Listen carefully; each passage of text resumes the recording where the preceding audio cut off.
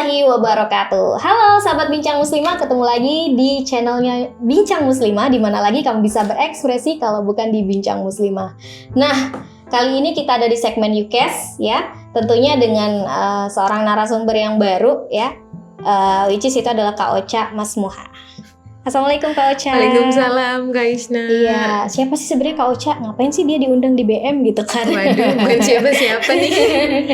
Nah, tentunya kita di sini di segmen UCAS mengundang teman-teman perempuan muslimah yang tentunya memiliki peran di bidangnya masing-masing. Seperti Kak Ocha, beliau tuh punya peran di bidang pendidikan gitu ya. Nah, kita akan mengobrolkan tentang perannya Kak Ocha satu persatu gitu. Karena perannya tuh banyak banget loh teman-teman. Ya nggak Kak Ocha? Perannya banyak banget tuh yang dipikul gitu. Bukan cuma satu atau dua. Peran apa beban? Beda tipis kayaknya ya. Beda tipis. Oke.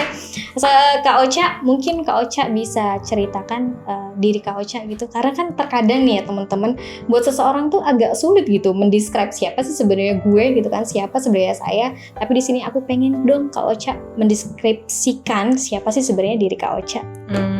Oke. Bismillahirrahmanirrahim. Assalamualaikum warahmatullahi wabarakatuh. Sahabat Bincang Muslimah.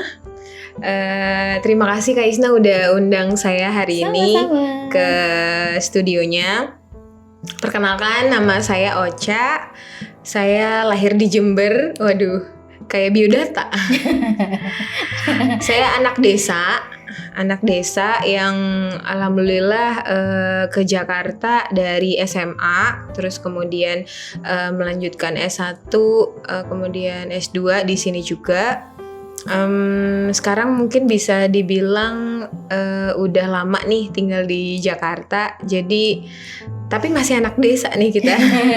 Jakartanya bagian mana nih? Ke Jakselan kah? Atau gimana nih Kak Ocha? Ke Tangsel. Mungkin kalau di Bintaro. Mungkin kalau dideskripsikan diri tuh saya juga susah sih, gimana ya? Mungkin bisa dibilang suka nulis caption. Itu satu. Terus yang kedua apa ya? Sociopreneur, tapi itu juga kayaknya masih impian, belum sekarang. Amin, mudah-mudahan nanti some days gitu ya, impian itu akan terwujud gitu untuk Kak Ocha. Kak Ocha, tadi kan Kak Ocha sempet nih sebutin sekolahnya pindah ke Jakarta itu mulai dari SMA, terus lanjutin S1, terus lanjutin S2 gitu kan ya. Nah, aku pengen sedikit nih Kak Ocha mungkin bisa sharing tentang S2-nya gitu kan. Mungkin ya teman-teman, untuk sebagian dari kita S2 itu adalah sesuatu yang it's common guys gitu kan. Sesuatu yang biasa aja, biasalah. Dan untuk sebagian orang justru itu adalah sebuah pencapaian yang sungguh sangat diinginkan begitu ya. Nah, untuk Kak Ocha nih, S2 ini menurut Kak Ocha apakah sebuah pencapaian yang luar biasa buat Kak Ocha atau sesuatu yang ya biasa aja? Memang sudah selayaknya perempuan seperti itu gitu. Sebenarnya yang lebih seru gitu selain S2 tuh, aku dulu sebenarnya orangnya ambisius dulu. Jadi kalau pengen sesuatu tuh pasti dikejar, kalau nggak dapet tuh pasti sedih gitu. Nah, yang aku rasain sebenarnya semakin bertambahnya umur sampai sekarang, ternyata kan kita tuh punya fase ya dari SMP, terus kemudian kita naik ke SMA, terus SMA bingung mau kuliah di mana, S1 gitu kan. Habis S1 bingung lagi mau kerja, mau nikah, apa mau lanjut S2 gitu kan, yang common life crisis gitu. Nah, di fase-fase itu tuh sebenarnya emang harusnya dinikmatin ya. Kayak sekarang kan lagi banyak tuh teman-teman yang baru lulus SBMPTN. Iya, betul. Nah, kayak lagi musimnya. Iya, dulu 8 tahun yang lalu gue juga pernah sesedih itu ditolak. Dulu 8 tahun. Nih. Oh iya dong. Kita nih pernah ditolak. Masuk S1-nya di sini. Di UIN ya. Jadi dulu kita pernah loh begadang-begadangan buat lolos dulu Universitas Negeri. S1-nya pengennya kemana emang? ITB. Oh, ITB, I see. ITB. Dan itu benar-benar patah banget, sepatah itu. Jadi pas udah patah. Bisa disebut quarter life crisis-nya Kak Ocha nggak? Enggak. Ada yang lebih parah dari itu. Ada yang lebih parah guys. Saking banyaknya. Nah, cuma yang harus yang aku sadarin sekarang tuh ternyata fase itu tuh memang kalau nggak berat itu nggak naik. nggak naik tingkat kalau nggak berat. Setuju. Artinya teman-teman yang patah sekarang SBMPTN itu juga aku pernah ngalamin itu. Ditolak beasiswa kita juga udah pernah ngalamin itu. Dan apply kemana Kak? Banyak. Jangan kira udah LPDP terus di UI segala macam ya, sebelumnya juga udah pernah dan beberapa kali ditolak juga pernah. Cuma yang aku sadarin tuh kayak ternyata fase-fase itu tuh emang harus, kalau kita nggak sedih saat itu, mungkin kita nggak matang saat ini gitu loh. Kalau kita nggak patah kemarin, kita tuh mungkin nggak bisa dewasa untuk ngadepin kegagalan gitu. Ya. Jadi kayak kepatahan-kepatahan nggak bisa masuk ke universitas impian, terus kemudian S2. Aku kan S2 LPDP awalnya keluar negeri. Terus kemudian dapat ke Sydney. Terus kemudian dapat LOE. Ternyata berikut adalah nama-nama yang harus kuliah di dalam negeri. Itu kayak udah naik Kak, kena gravitasi.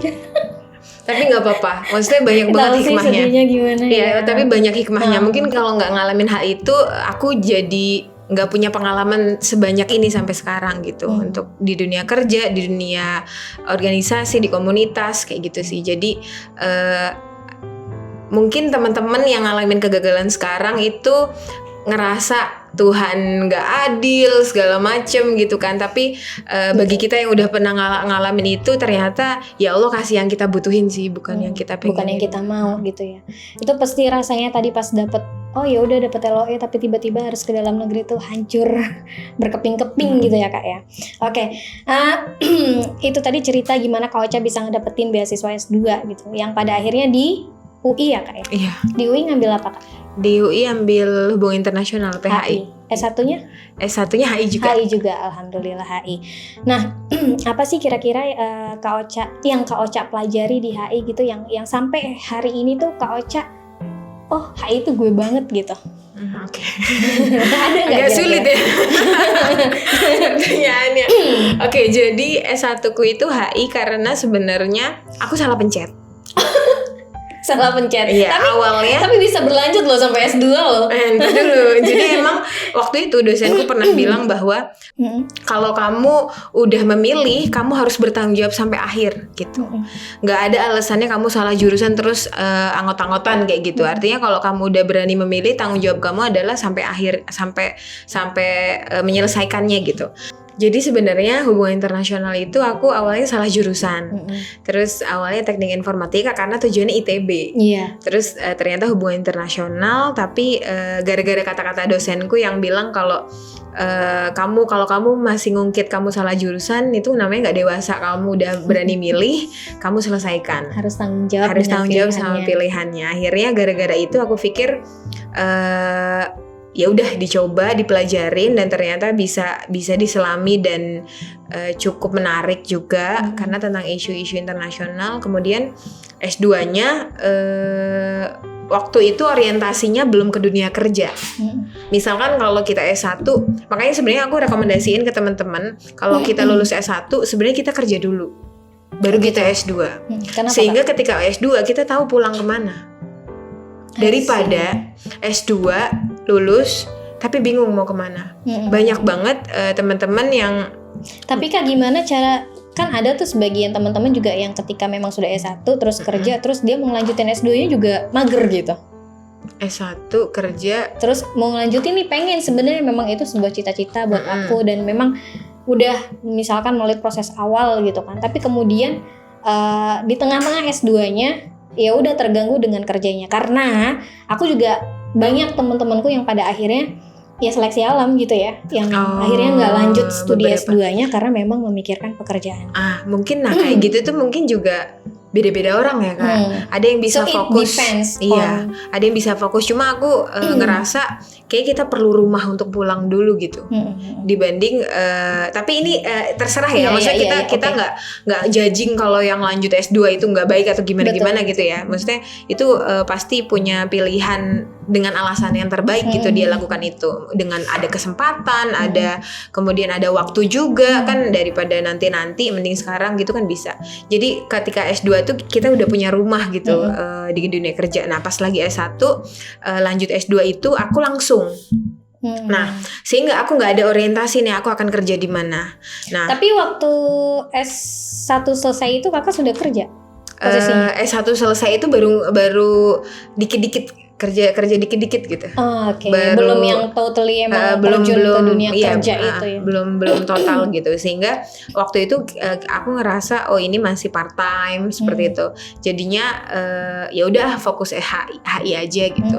Pas lagi jadi S2-nya tetap HI, terus di Kajian Timur Tengah UI, tapi itu sekolah pasca sarjana sih Kak, bukan HI murni gitu. Iya, oke. Kayak gitu sih. Tadi pertanyaannya apa yang didapat di HI sebenarnya emang hasil produk orang kuliah tuh kan memang buku ya atau penelitian. Nah aku tuh gak suka penelitian Kak. Sama dong. Aku tuh merasa ngeliat kadang tuh kayak sia-sia nggak sih sebenarnya gitu kan, karena nggak sesuai dengan output yang diinginkan begitu kan. Nah aku tuh ngerasa aku nggak suka barang ini, tapi aku bisa sebenarnya. Cuma aku nggak suka gitu.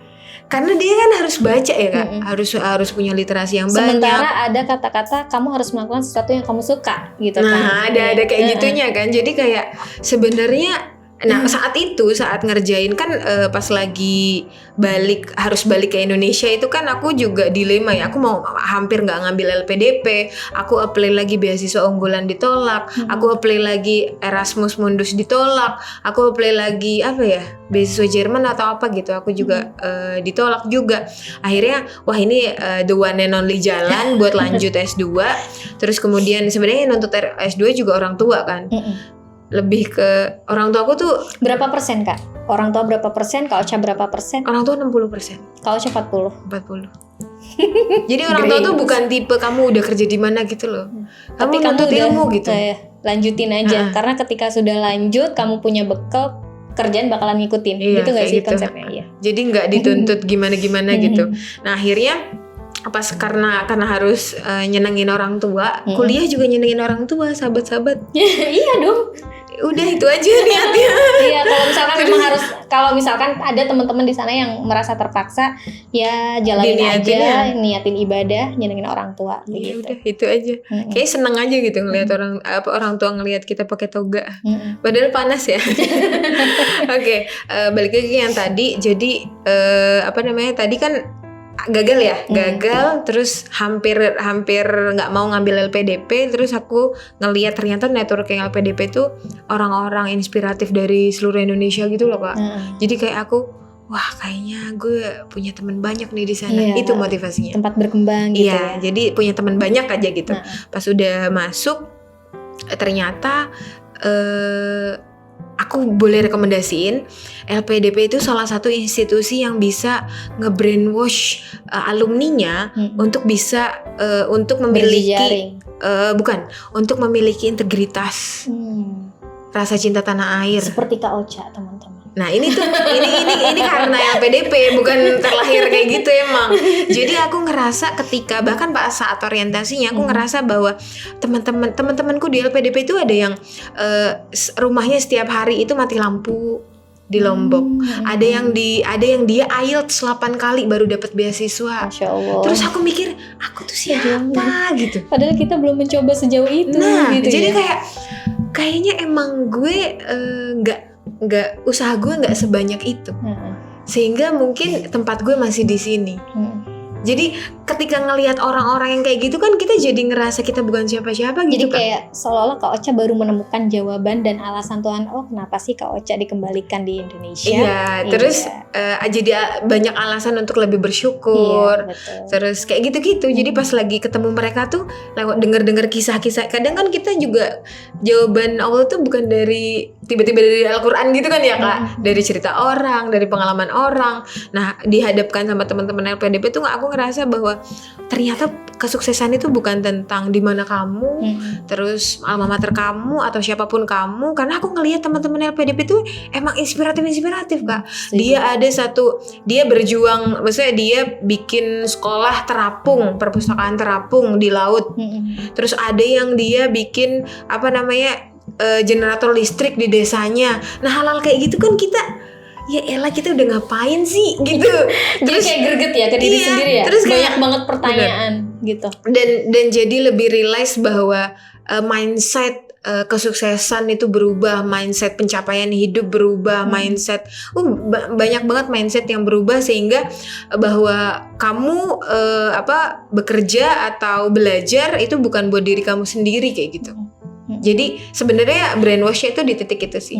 Brainwash-nya di titik itu akhirnya aku jalanin S2 HI secara ya dijalanin aja. Alhamdulillah aku ada tempat juga untuk berkembang. Jadi ya udah disambil.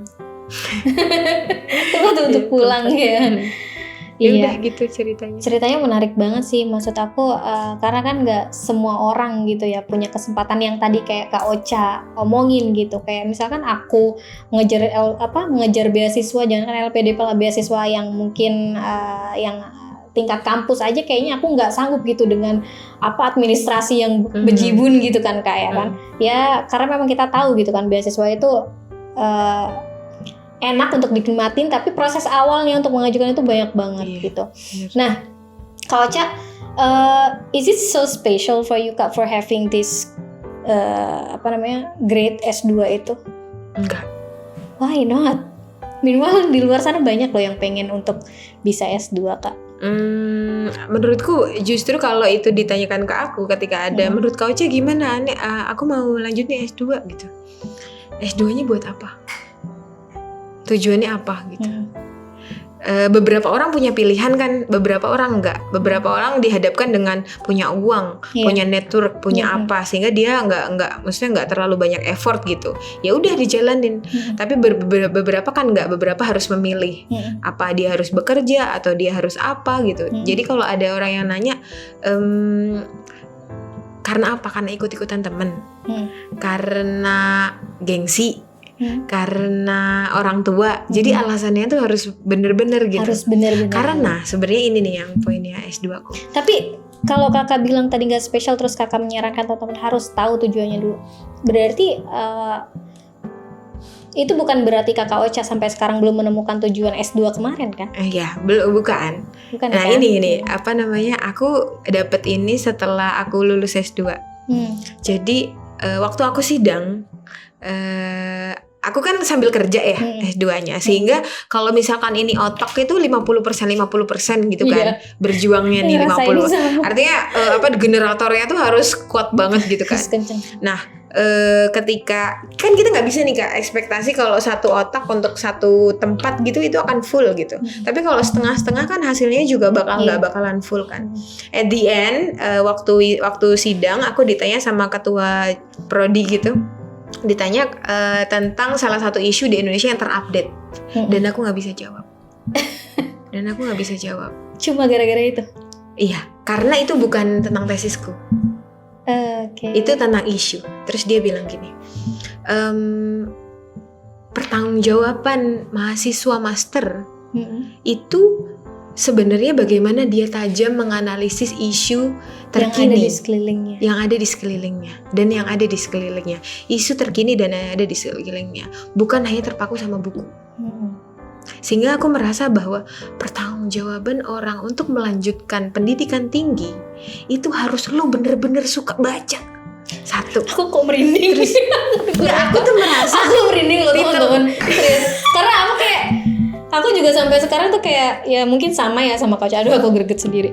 Kayak sebenarnya kemarin aku ngelakuin S2 itu tujuannya apa sih? Meskipun mungkin di satu sisi itu adalah sebuah kebanggaan buat diri sendiri, buat orang tua, buat keluarga begitu kan. Tapi ini adalah suatu pertanyaan yang harus kita pertanyakan pada diri sendiri ya guys Kak. Iya, dan itu standarnya beda-beda ya. Ini kan standarku. Artinya ketika aku nangkep pernyataan itu kan seakan-akan wah, kayaknya gue belum pantas untuk dapat gelar itu. kayak aku tertampar gitu loh. Ini buat aku loh Kak. Iya, tapi bukan buat siapa-siapa. Asli. Iya asli. Bukan Sama. Siapa. Maksudnya aku juga sempet sih memikirkan begitu berulang kali juga untuk diri aku sendiri. Melihat teman-teman ya, jangankan Kak Ocha yang udah LPDP lah yang keren-keren. Kita aja sekitar gitu kan lihat ya Allah teman-teman S2 yang gini-gini, aku cuma kayak gini gitu-gitu loh Kak. Enggak lah Kak Isna. Sama aja. Enggak serius. gini doang. Nah pada titik itu tuh aku ngerasa pas abis itu kalau ada junior gitu nanya, track record S1-nya gimana gitu. Oh iya, kalau kamu memang berniat untuk jadi dosen di bidang akademis, silakan S2. Tapi kalau kamu pengen nyari uang, kerja dulu S2 untuk tunjangan aja. Untuk supporting tunjangan aja. Kayak gitu. Karena tadi pertanggungjawabannya itu kan gini, definisi pertanggungjawaban menurutku. Beda menurut Kak Isna, beda buat yang lain gitu kan. Sehingga aku ngerasa pertanggungjawaban akademisnya itu lumayan cukup berat gitu saat itu. Dan aku bisa bilang kalau ya aku biasa aja, aku kayak belum pantas aja untuk mendapat titel MSI di bidang hubungan internasional. Terus kemudian ketika ditanya bagaimana pendapat Anda terkait kebijakan Indonesia terkait ini, aku belum tentu bisa jawab juga. Itu sih. Jadi itu yang tadi aku bilang tujuan dan kenapa teman-teman mau lanjut S2 gitu. So teman-teman, itu tadi adalah tujuan ya, S2 itu betapa pentingnya gitu kan. Karena kadang kita kayak aku juga sebenarnya tadi sama dengan Kak Ocha gitu ya, melanjutkan S2 ya untuk kebanggaan diri, untuk kebanggaan keluarga, nyenengin orang tua begitu kan. Dan tentunya untuk aku melihat karirku nanti ketika aku S2 juga kayaknya it's gonna be brighter gitu kan than before gitu ya gak sih Kak? Itu yang dulu aku pikirkan gitu. Tapi begitu lulus S2 kayak aku kehilangan arahnya karena memang tadi betul sebenarnya aku nggak bisa membenarkan juga sih, kayak aku hanya sekedar kayaknya sama nih Kak gitu. Karena memang aku kayak apa ya sebenarnya tujuannya gitu loh Kak. Kemarin aku S2 itu sampai sekarang tuh kayak aku masih kalau kayak anak Batita itu kayak masih merangkak kali ya Kak untuk menentukan atau menemukan puzzle jawaban itu gitu. Jadi memang menurut Kak Ocha tadi penting untuk menentukan tujuan. Menurutku juga itu penting banget gitu ya. Meskipun hidup tuh nggak hitam putih ya. Artinya nggak 1 + 1 sama dengan 2 gitu. Artinya waktu itu aku pernah nanya pas lagi sidang, Pak, kayaknya ilmu saya nggak begitu bermanfaat deh. Aku udah ngomong gitu sama dosenku. Terus dosenku cuma bilang, itu di tengah persidangan? Enggak, setelah pas lagi tanda tangan. Terus dosenku cuma bilang, ilmu yang kamu dapat sekarang kan nggak langsung bisa dipraktekin. Siapa tahu 10 tahun lagi baru bermanfaat. Siapa tahu 20 tahun lagi yang bermanfaat. Jadi nggak hitam putih gitu. Tapi memang itu sangat diperlukan ketika memang kita ingin decide something gitu kan Kak. Untuk memutuskan sesuatu itu kamu harus tahu nih resikonya seperti apa, konsekuensinya seperti apa yang harus kamu jalani nanti ke depannya. Kemudian dengan begini maka kamu akan begitu gitu kan Kak. Oke. Nah, ya begitulah tadi ceritanya Kak Ocha. Tapi Kak mungkin ada misal nih ada teman-teman yang mendengarkan YouTube ini, kan Kak Ocha udah diberikan kesempatan untuk studi S2 gitu ya, beasiswa lagi gitu. Nah gimana nih tipsnya untuk teman-teman yang pengen lanjut S2 tapi kemudian ada kendala? Kendalanya macam-macam. Menurut Kak Ocha gimana nih? Lebih ke ke diri teman-teman sendirinya gitu. Yang pertama, belajar bahasa Inggris. Kenapa? Itu. Karena bahasa itu bukan cuma tentang speaking, tapi memperbanyak literasi. Pemahaman. Literasi. Mahasiswa yang bisa bahasa Arab sama mahasiswa yang cuma bisa bahasa Indonesia, pasti tulisannya lebih banyak mahasiswa yang bisa bahasa Arab. Mahasiswa yang bisa bahasa Rusia, Spanyol, Portugis, sama yang cuma bisa bahasa Indonesia, pasti bacaan dan tulisannya jauh lebih banyak yang mahasiswa yang lebih banyak menguasai bahasa. Jadi aku ngerasa urgensi bahasa, khususnya bahasa Inggris di bidang literasi, itu penting banget untuk yang pengen benar-benar lanjut ke S2. Karena literatur S2 sama S3 itu kalau cuma mengandalkan skripsi atau tesis yang berbahasa Indonesia, itu kayaknya kurang banget. Jadi bahasa Inggris, bahasa Arab tuh dikuatin. Itu dari sisi literasi gitu. Terus dari sisi kemampuan bicara, komunikasi. Kita bisa menyampaikan, mungkin sekarang online ya, kita bisa menyampaikan salah satu poin atau ilmu gitu misalkan dalam bahasa Indonesia yang kita jangkau hanya orang Indonesia. Gimana kalau kita bisa bahasa Inggris? Berapa ratus anak-anak yang bisa dijangkau anak-anak, berapa ratus orang yang dijangkau di luar negeri yang bisa dijangkau sama video kita. Betul. Begitu juga Bincang Muslimah. Nanti harus ada versi full Englishnya. Tadi sudah ada rencana sih. Mohon doanya lah ya. Amin. Dari Kak Ocha dan dari teman-teman semuanya. Semoga kita tidak hanya berbahasa Indonesia aja begitu. Amin. Terus Kak, selain komunikasi. Oke, itu bahasa. Kemudian yang kedua komunikasi tadi. Network sih ya. Networking. Kalau beasiswa network. Jadi dulu aku aktif organisasi di BEM juga, di organisasi ekstra juga di PMII. Terus aku ikut komunitas pengajian juga. Pengajian apa tuh Kak? Pengajian Sahabat Sholawat namanya. Sahabat Sholawat. Jadi lulusan alumni Darun Najah yang bikin pengajian sama salah satu Ustadz Zaki namanya. Jadi bikin pengajian. Nah, kita tuh sebenarnya rezeki itu bukan berbentuk uang gitu loh. Iya. Tapi juga dari networking, sahabat baik. Jadi Kak, ada cerita. Tapi ini bukan ke beasiswanya. Iya. Jadi aku teman baiknya, ke rezekinya. Ke teman baiknya. Jadi aku itu hampir aku kan jatah beasiswa 2 tahun. Aku tuh 2,5 tahun kuliah. Aku bayar sendiri dong. Boleh. Maksud aku boleh sampai yang setengah tahunnya boleh beasiswa? Enggak, sendiri. Enggak dibayarin setengah tahun. Pas setengah tahun enggak dibayarin, aku harus ngumpulin uang dong buat bayar. Waktu itu UI itu 13 di UI. Terus uang dari mana nih buat bayar semester? Terus kemudian Hamin berapa untuk bayar semester, tiba-tiba temanku tuh tiba-tiba asal ketemu aja bilang kalau Mbak ngajuin dana tesis nggak LPDP. Aku kan agak nggak aktif di LPDP. Terus emang ada ya dana tesis? Terus ada Mbak ini dia kasih semua bahannya, anak LPDP juga kan, dia kasih semua bahannya. Oh yaudah Mas, aku kirim segala macem. ACC setengahnya. Aku ajuin setengahnya. Temanku ngajuin full. Aku di approve.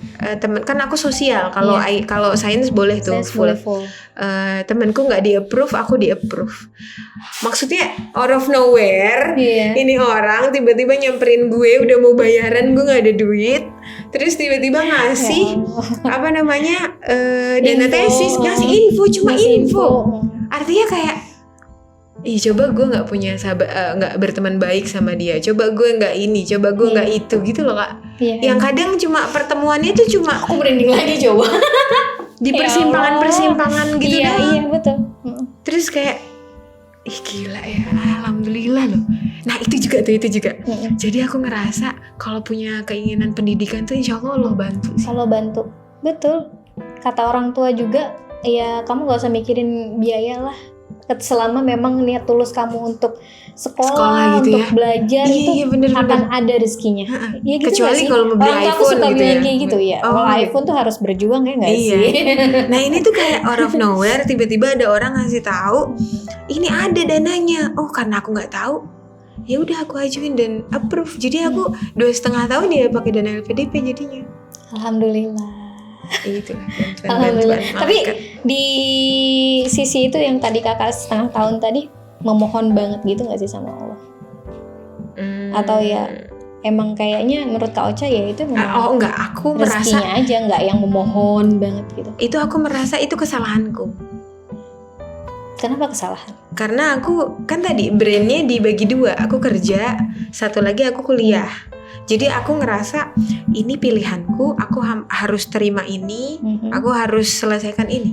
Terima sebagai ya udah ini konsekuensi pilihan lo yang di depan. Jadi lo nggak bisa ngeluh tanpa memikirkan bahwa ketika aku sudah kehabisan uang, ada Allah yang maha kaya. Iya, nggak kepikiran juga. Tapi itu penting sih sebenarnya menurutku karena bagaimanapun Tuhan kita maha kaya ya. Untuk apapun hajat kita ya minta sama Allah, kita curhatin aja ke Allah bagaimana gitu. Nah karena apa? Karena Kak Ocha yang tidak memohon dengan banget gitu kan, itu dikasih gitu kan. Apalagi misalkan kemarin Kak Ocha memohon Mungkin dengan full sangat- kali ya. mungkin full atau bahkan Bener, sekarang bener. sudah doktoral kali. Waduh, amin ya Allah. Amin. Iya benar. Oke, jadi tadi kalau bisa aku simpulkan tadi ada 3 ya Kak ya, menurut Kak Ocha ya, teman-teman yang mungkin ada kendala biaya atau bagaimana, yang penting tadi itu ada 3, apa aja kita harus bekali diri kita dengan bahasa Inggris, karena bagaimanapun bahasa Inggris is very important for us ya. Terus yang kedua adalah communication skill kita ya, communication skill kalau kita punya ide baik, punya ide luar biasa, outstanding, tapi kalau kita tidak bisa mengomunikasikannya, maka itu akan mungkin membuat kita kurang beruntung begitu. Terus yang ketiga adalah networking, ya, jejaring, dan yang keempat adalah teman yang baik. Jadi sebenarnya adalah dimanapun kita berada, kita harus berbuat baik. Itu nggak sih Kak simpulannya? Menjalin hubungan yang Menjalin baik. hubungan baik. Oke, terima kasih Kak Ocha untuk episode kali ini. Itu tadi mudah-mudahan bisa menjadi pelajaran untuk kita ya teman-teman. Mungkin Kak Ocha mau memberikan sedikit closing statement buat teman-teman yang lagi dengerin. Oke, jadi ada satu kalimat dari temanku yang jadi penyemangatku untuk nyelesain tesis, di mana waktu itu aku udah putus asa banget. Kayaknya tesisku nggak bakal selesai dan bakal di DO nih dari UI. Dia bilang bahwa Allah tuh udah nyiapin doa kita kemarin. Artinya kalau kamu kemarin udah berdoa untuk S2, ya Allah udah nyiapin bagaimana penyelesaiannya. Jangan Nah, di situ, khawatir. ya. Dan di situ aku pikir, oh ya udah, gue bisa nih, gue bisa dengan segala jerih payahnya, gitu sih. Iya, alhamdulillah. Alhamdulillah sekali Kak Ocha udah bisa sharing kepada kita dengan ceritanya yang dengan lika-liku luar biasa tentunya mungkin buat Kak Ocha, yang mungkin juga di satu sisi menurut Kak Ocha it's not too special karena tadi ya ada hambatannya atau adalah sesuatu. Jadi apapun itu tetaplah kejar impian dan tetap berbuat baik kepada siapapun ya, karena kita tidak tahu kebaikan mana yang kita lakukan yang akan dibalas oleh Allah Subhanahu wa taala. Terima kasih Kak Ocha sudah hadir di episode kita kali ini. Terima kasih teman-teman Bincang Muslimah. Kita bertemu di episode selanjutnya masih dengan Kak Ocha. Bye. Assalamualaikum warahmatullahi wabarakatuh.